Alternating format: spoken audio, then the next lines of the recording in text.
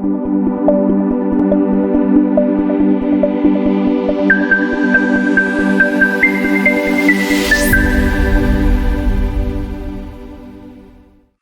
to the Resolute Life. We're so glad you're here. If this is your first time joining us, we extend a warm welcome. You're about to explore a lifestyle centered around fulfillment, achievement, connection, and resilience. A resolute life. A life lived by different values and principles. If you're already familiar with our work, perhaps through past videos, our podcasts on Spotify or Apple, or our blog and social channels, we trust you found the support and insight needed to move forward with intention. Should this content resonate with you, please consider sharing it. Someone else may be waiting for exactly what you've just discovered.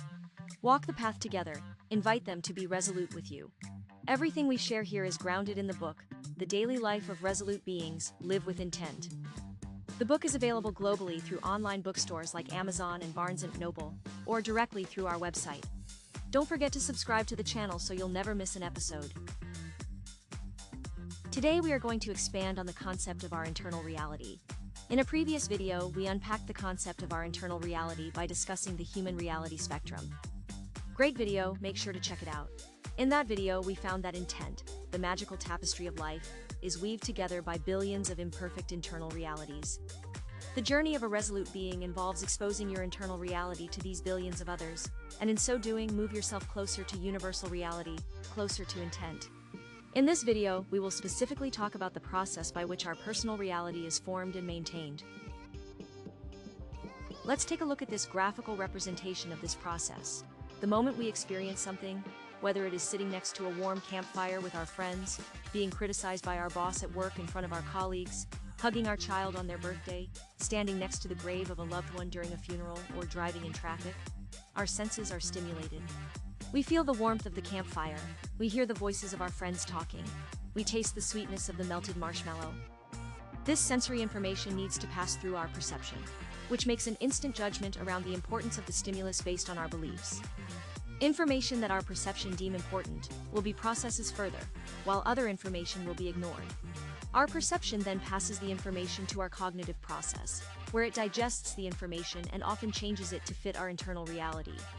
These two processes, our perception and cognitive processes, are influenced by several elements such as our genetics, our past experiences, our social context, our memories, our personality, our defense mechanisms, and much more.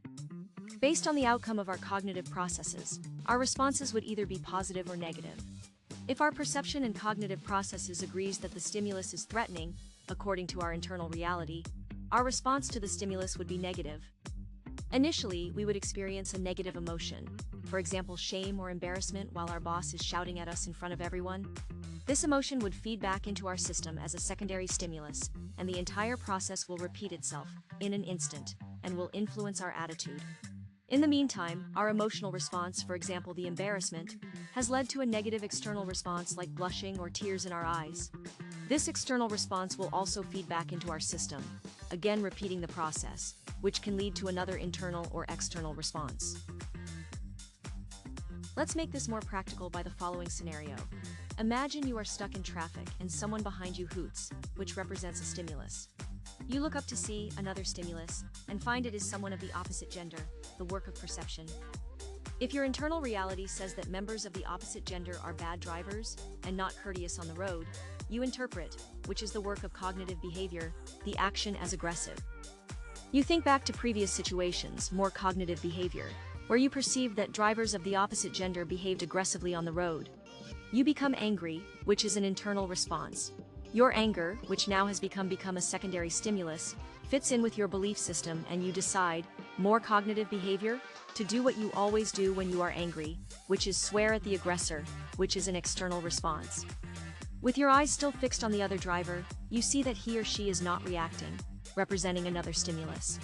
You believe that this means he or she is ignoring you, the work of perception, and decide, more cognitive behavior, to do something else. You hit your hooter with your palm a couple of times, another external reaction.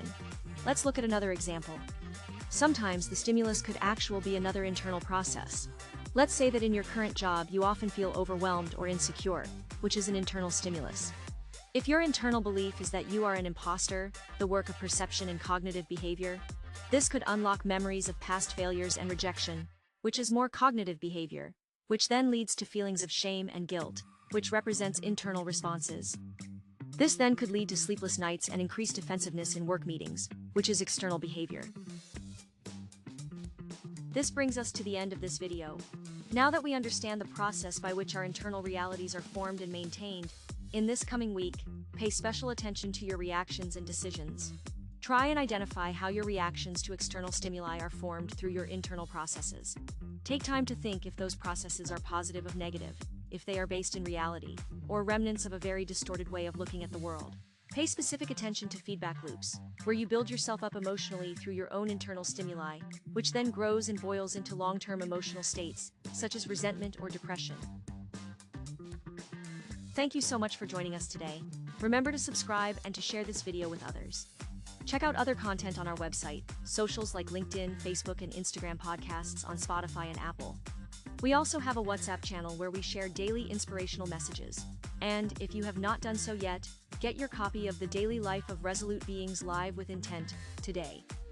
Next week, we will talk about the tale of the two dogs. Until next week, live resolutely.